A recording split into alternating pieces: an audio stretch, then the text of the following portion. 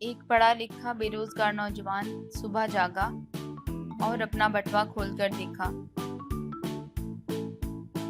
उसके पास कुल 10 रुपए थे। उसने फैसला किया कि इन पैसों से खाना खाऊं और मरने का इंतज़ार करूं, क्योंकि वो भीख नहीं मांगना चाहता था। उसने खाना खरीदा और एक जगह बैठकर खाने लगा।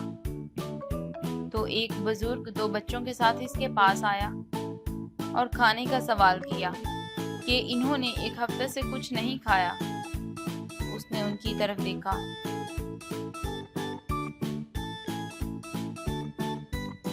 वो बहुत कमज़ोर दिखाई दे रही थी। उनकी हड्डियां नजर आ रही थी और आंखें अंदर को धंसी हुई थी। रहमदिली के साथ उसने खाना उनको दे दिया।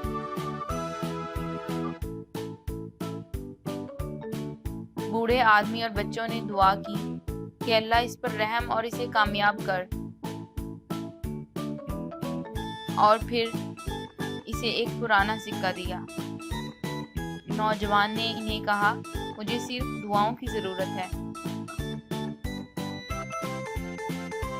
बगैर पैसे, जॉब और खाने के नौजवान एक पुल के नीचे आराम करने के लिए लेट गया और मौत का इंतज़ार करने लगा।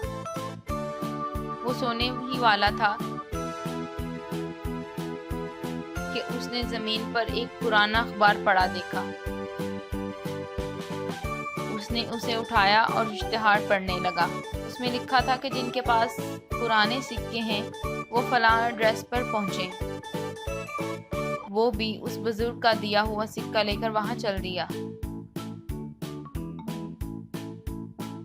उसने दुकानदार को सिक्का दिखाया और उसके बारे में दरियाफ्त किया।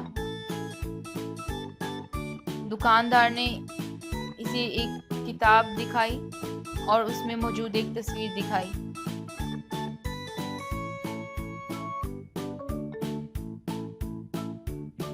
उस पुराने सिक्के की कीमत $3 मिलियन थी।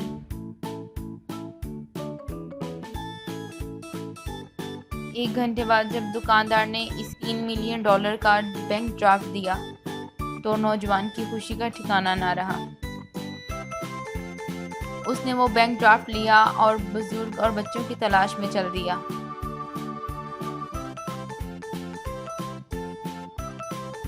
जब वो वहां पहुंचा जहां वो इन्हें खाना देकर गया था, तो वो वहां से जा चुके थे। उसने होटल के मालिक से उनके बारे में पूछा कि शायद वो इन्हें जानता हो। उसने कहा कि नहीं, लेकिन वो आपके लिए एक खत छोड़ कर गए हैं।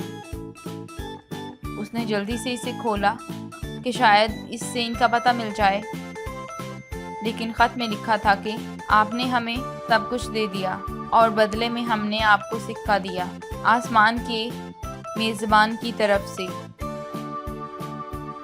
कहानी का नतीजा, लोगों के साथ रहमदिली से पेश आएं। जब आप किसी अनजान को कुछ देते हैं तो असल में आप फरिश्तों को दे रहे होते हैं। मैं उम्मीद करती हूँ ये कहानी आपको बहुत पसंद आई होगी। अगर आपने अभी तक हमारा चैनल लाइक और सब्सक्राइब नहीं किया तो मेहरबानी करके हमारा चैनल लाइक और सब्सक्राइब कर दें। फ़ी अमान अल्लाह।